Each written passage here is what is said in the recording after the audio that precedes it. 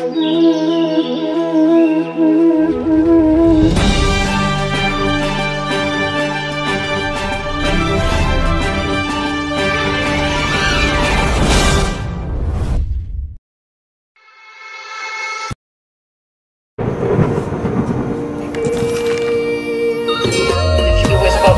ago, I saw a video, and as soon as I saw it, I knew he was the one. Simak pernyataan Menteri Keuangan Republik Indonesia, tentang 1% orang kaya di dunia, menguasai 90% keuangan dunia.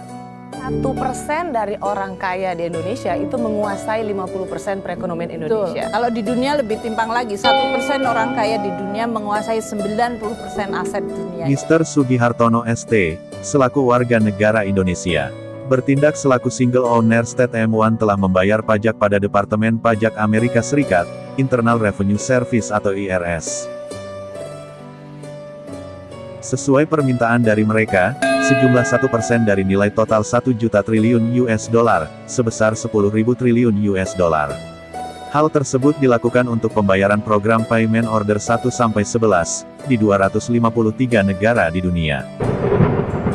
Sah dan legal untuk diterima di seluruh negara, khususnya negara Republik Indonesia.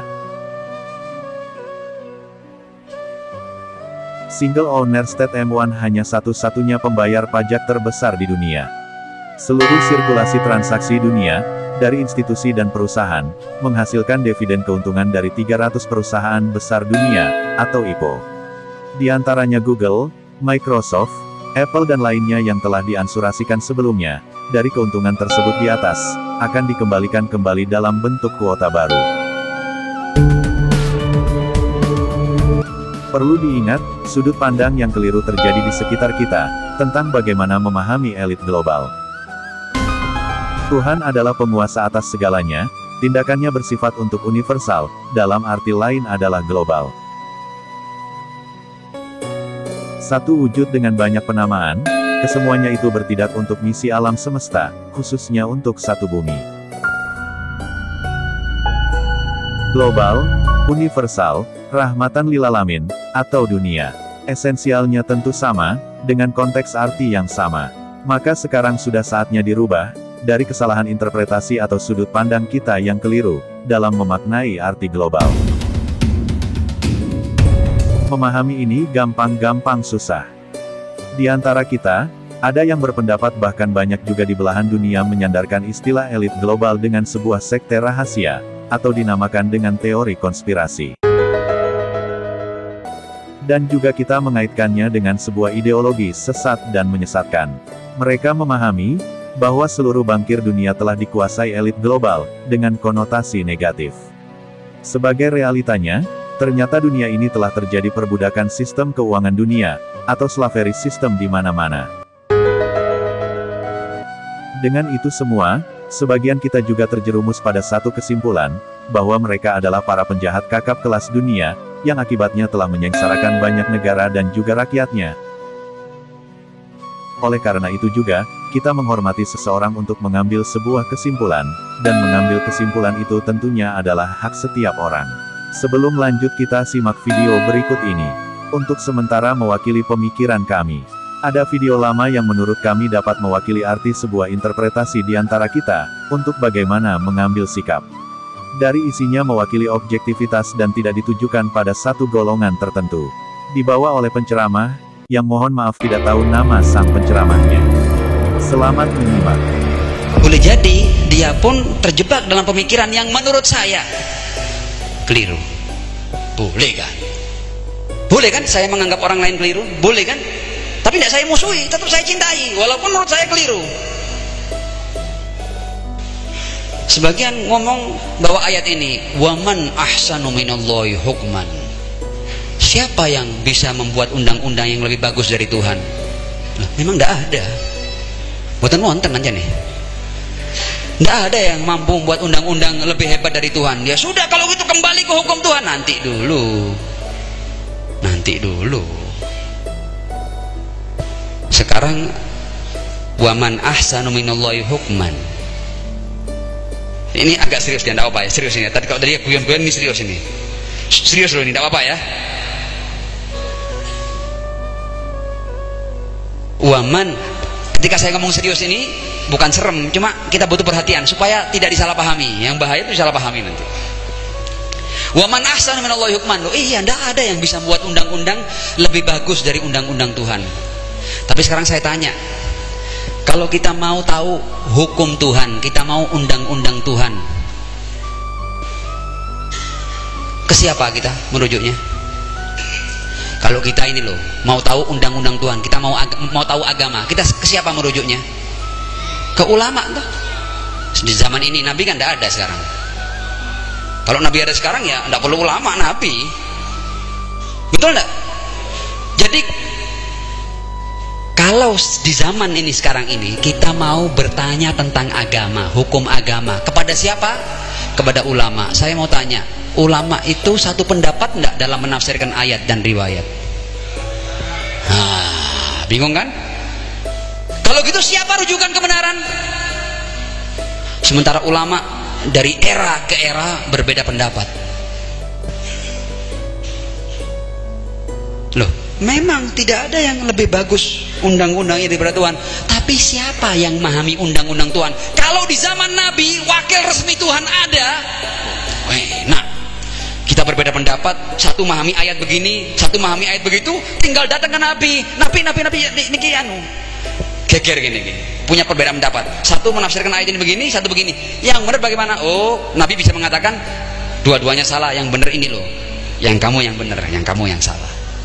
Tapi sekarang ini ulama ini dari waktu ke waktu berbeda pendapat tentang agama. Kita merujuk ke siapa kalau tidak ada wakil resmi Tuhan? Waman ahsan minallahi hukman, betul. Tapi kalau kita sekarang ini mau pakai agama dalam tafsiran siapa? Para ulama ini. Ya Allah, kalau sejarah ikhtilaf nanti Pak Yai biar cerita ya. Ikhtilaf di antara ulama ini hanya urusan beda menafsirkan ayat dan riwayat ini, sudah berapa banyak darah yang tertumpah. Hanya urusan menafsirkan ayat dan riwayat.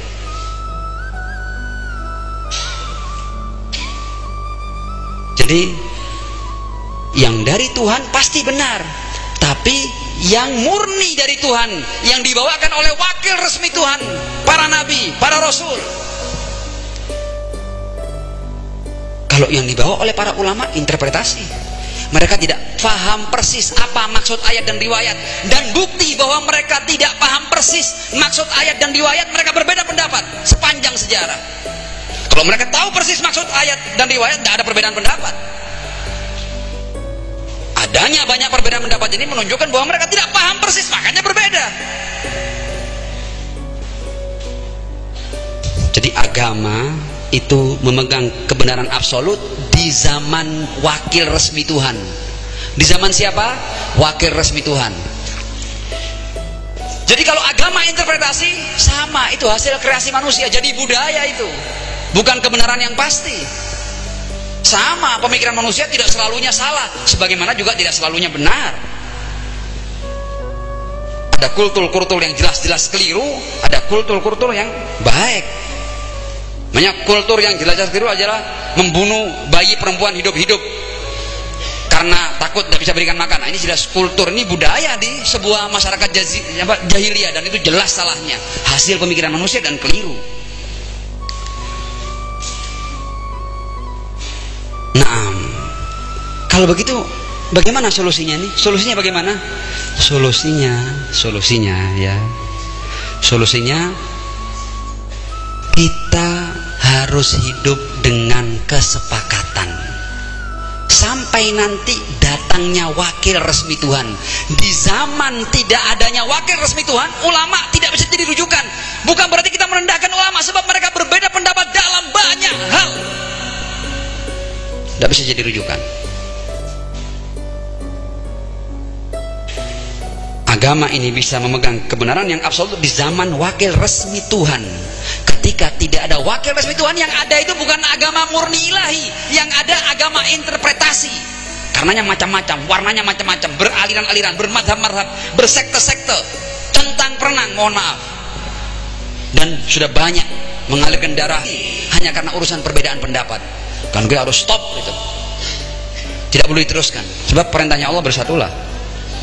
Kamu boleh meyakini kebenaran, tapi jangan paksakan kebenaran yang kamu yakini kepada orang lain. Karena kamu bukan wakil resmi Tuhan. Kamu bukan pengemban kebenaran yang absolut. Nabi kamu? Bukan nabi. Jangan pernah paksakan apa yang kamu pahami kepada orang lain. You not prophet. Kamu bukan nabi. Kamu boleh melakukan itu kalau kamu nabi. Ini supaya kita cerdas. Sebab kadang-kadang orang itu saking cintanya dengan Islam, ketika dikatakan waman ahsanu minallahi hukman, siapa yang lebih bagus undang-undangnya dari Tuhan, wah semua mau mengganti kesepakatan yang sudah luar biasa ini. Nabi saja, Rasulullah di tengah-tengah masyarakat Madinah, ketika hidup di tengah-tengah masyarakat yang tidak semua mereka menerima kenabiannya, Rasul hidup dengan mereka dengan kesepakatan-kesepakatan. Nabi loh ini. Lihat perjanjian-perjanjian Rasul dengan orang-orang Yahudi, dengan orang-orang Nasrani, perjanjian-perjanjian. Sebab apa? Sebab mereka tidak meyakini kenabiannya. Kebenaran absolut dari saya ini akan diterima kepada orang-orang yang mengimani saya. Tapi ada orang-orang yang tidak mengimani saya, meskipun saya mengemban kebenaran absolut, saya tidak bisa hidup bersama kecuali lewat kesepakatan-kesepakatan, perjanjian di antara kita, ada tanda tangan kita. Masa kita mau lebih laju dari Nabi? Jangan dong. Jangan. Free kick nanti. Itu kartunya bukan merah lagi, lorek itu sudah terlalu pelanggaran. Kalau kita mau balap Kanjeng Nabi, buatan saya, jangan balap Kanjeng Nabi. Kita harus ikut di belakangnya.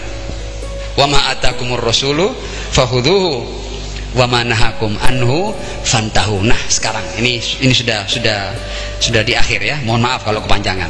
Saya tidak niat panjang kayak gini. Tapi sudah diizinkan tadi, ya akhirnya ngomong. Jadi di zaman belum datangnya wakil resmi Tuhan, pandai-pandainya kita membuat kesepakatan di antara kita. Kita ini yang sudah multi etnis, multi ras, multi suku, multi agama, multi madhab, multi sekte, multi pemahaman, yang kadang-kadang sesama pengikut madhab Syafi'i, apa dikira pandangannya ketika menerjemahkan fatwanya Syafi'i sama semuanya? Enggak, beda-beda. Menurut saya Syafi'i pendapatnya begini, menurut saya lain lagi. Loh, ini kita ngomong kenyataan. Jadi jangan sampai karena tidak cerdasnya kita memahami situasi dan kondisi dan memahami masalah, akhirnya kita tukaran terus, geger terus kita ini. Tinju itu ada rondenya, pakai 1, 2 selesai. Ini kita kayaknya muslimin tidak ada rondenya, tanpa akhir ronde terus. Kayaknya mau dibuka lagi ini, digelar lagi ini pertarungan antar umat ini. Oh, jangan, selesai, harus diakhiri ini. Dan yang mengakhiri mulai setiap kita ini, kita suarakan kebersamaan, kita suarakan saling menghormati pendapat, kita keluarkan cinta. Kata Imam Ali bin Abi Thalib, manusia itu ada dua. Ada kalanya dia saudaramu seagama, atau paling tidak kamu kan sesama manusia kan. Masa kamu sama manusia mau jadi kanibal kamu? Tuh, kita ini kadang-kadang sok anti kanibal, tapi kita kanibal. Ya kan, ketika kita memerangi manusia, lo itu saudaramu sama manusia. Bagaimana kamu izinkan dirimu untuk memerangi sama manusia?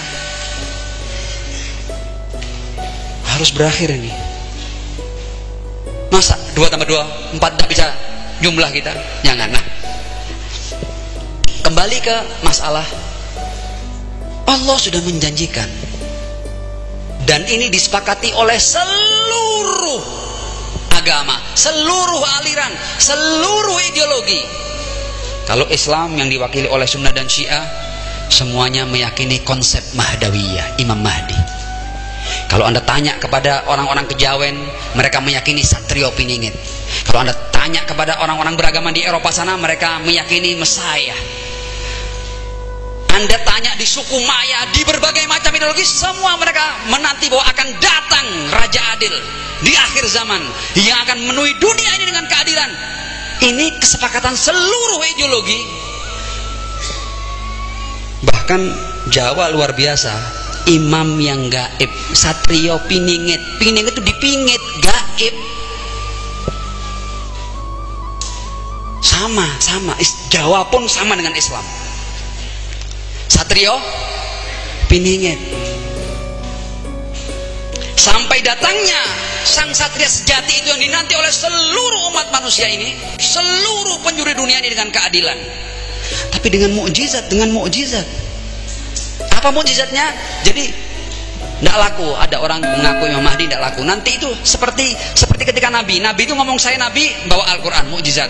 Nabi Musa ngaku dia Nabi, tongkatnya mengalahkan seluruh tukang sihir, tongkatnya belah lautan, tongkatnya menenggelamkan Firaun. Ada mukjizat, ada bukti. Wakil resmi Tuhan selalu dengan mukjizat, selalu dengan i'jaz. Dan nanti sahibul asri wa zaman, Imam Mahdi yang menjadi kesepakatan seluruh ideologi di dunia ini, dia akan datang dengan diawali suara dari langit. Ada suara dari langit yang menjadi itmamul hujjah kepada seluruh umat manusia. Nanti itu zaman wakil resmi Tuhan nantinya sebagai wasi Rasulullah Shallallahu Alaihi Wasallam. Kita berdoa mudah-mudahan zaman itu segera disegerakan oleh Allah Subhanahu wa taala. Tapi sebelum zaman itu datang, maka yang membuat kita bisa hidup bersama adalah rajutan-rajutan di antara kita. Dan kita sudah punya rajutan yang luar biasa. Kita punya rajutan Pancasila. Kita punya rajutan Bhinneka Tunggal Ika. Kita punya rajutan NKRI dan kita punya rajutan UUD 45. Dan jangan dirobek rajutan ini. Rasul saja dengan orang-orang Nasrani Yahudi yang tidak mengakui kenabiannya, Rasul buat perjanjian-perjanjian. Dan pendiri bangsa ini, orang-orang yang meneteskan darah untuk merdekanya bangsa ini, untuk terciptanya republik ini, sudah membuat rajutan. Jangan diusir lagi rajutan ini. Karena itu NKRI harga merdeka. Hidup Pancasila. Hidup Bhinneka Tunggal Ika. Salli ala Muhammad wa ali Muhammad wa ajil farajahum. Lalu di mana kalau gitu peran agama loh? Kalau Anda ini seorang muslim, tunjukkan sebagai seorang muslim sumbangsih terbesar Anda kepada umat manusia. Kalau Anda seorang Buddha, tunjukkan sumbangsih Anda kepada seluruh umat manusia. Kalau Anda seorang Hindu, ini kita pakai frame fastabiqul khairat. Punya frame-nya. Kalau Anda muslim, hal terbaik apa yang bisa Anda persembahkan untuk bangsa dan negara Anda? Harus begitu. Jangan untuk mengikut yang lain. Khairun nas anfa'uhum linnas. Sebaik-baik manusia. Ini semuanya ajaran Nabi. Kalau mau ngomong Islam, khairun nas anfa'uhum linnas, bukan anfa'uhum lil muslimin. Sahih am la hada? Ya cukup lah ya. Sudah terlalu panjang kita. Jadi mohon maaf kalau kebablasan. Mudah-mudahan apa yang saya bicarakan bisa menjadi motivasi bagi diri saya sendiri untuk memberikan yang terbaik kepada sesama manusia, dan mudah-mudahan bisa menjadi penyemangat antum yang mendengarnya untuk bergerak di jalan yang sama.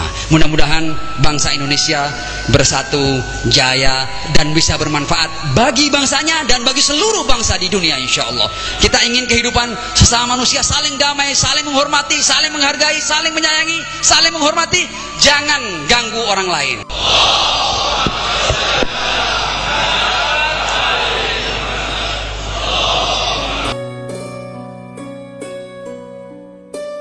Pintar dan orang bijak. Orang pintar selalu tahu apa yang diucapkannya. Dia bisa mencerna informasi dan meresponnya kembali dengan sangat cepat. Ucapannya lugas dan juga tajam. Orang bijak akan hati-hati dengan ucapannya. Dia akan memikirkan terlebih dahulu apakah ucapannya itu bermanfaat, apakah akan menyinggung perasaan orang lain, apakah itu perlu untuk diucapkan. Karena orang bijak tahu betul bahwa kata-kata lebih tajam daripada pedang. Sekali melukai hati seseorang, akan sulit untuk menyembuhkannya, meskipun lewat kata maaf. Orang pintar punya kemampuan dan kelebihan yang begitu besar, dan dia sadar akan kemampuan itu. Itulah yang membuat dia percaya diri dan bahkan terlihat sedikit sombong dan angkuh.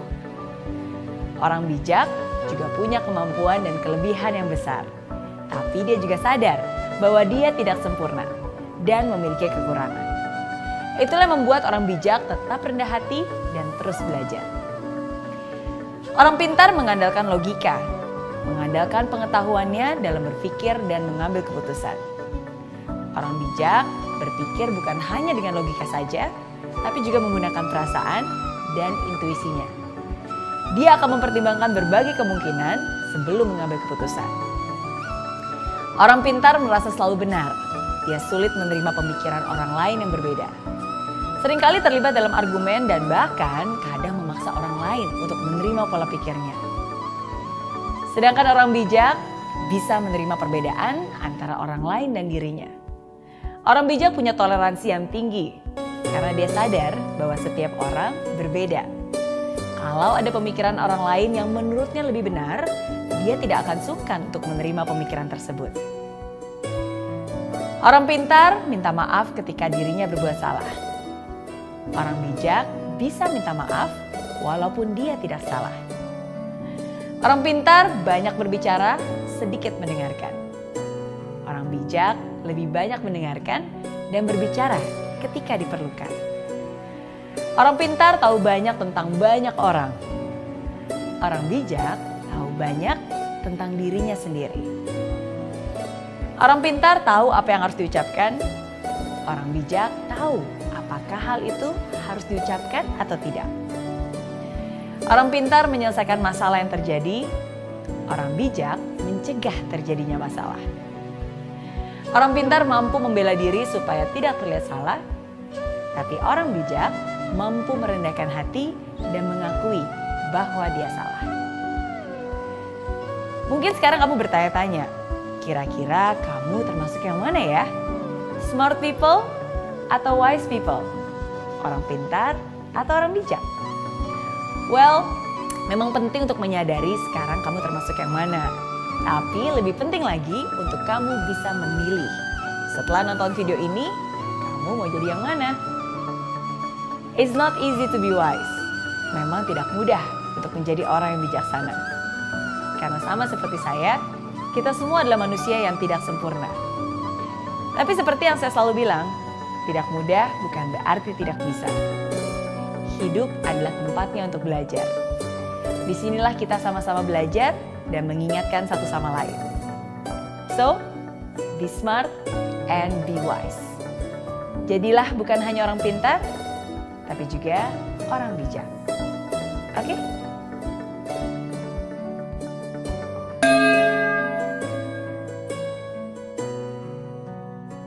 Waktunya bagimu untuk mengetahui kebenaran.